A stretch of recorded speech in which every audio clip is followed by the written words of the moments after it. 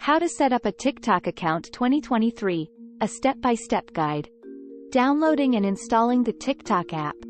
To begin, head over to the App Store or Google Play Store and search for TikTok. Download and install the app on your device. Once you have installed the TikTok app, open it and sign up. When creating your TikTok account, you can choose from various sign-up methods, including Google, Apple, or even phone. Setting a username is an essential step in creating your TikTok account.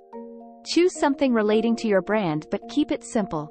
To switch to a TikTok business account, follow the arrow and click on the top right of the screen. And then choose Setting and Privacy. Click on Account. And Next. And here you have your insights and analytics. Customizing your TikTok account is crucial for standing out amongst the sea of users on the platform. Tap on Edit Profile. By doing this, you're able to now change your profile photo and even bio. Cross-promoting your TikToks on multiple accounts is the best way to get more exposure, as well as connecting your other platforms to your account. Tips for growing your TikTok account. Growing your TikTok presence requires consistency, a content strategy, and a clear view of your niche. Creating high-quality content that appeals to your target audience, you'll gradually build a following and increase your presence.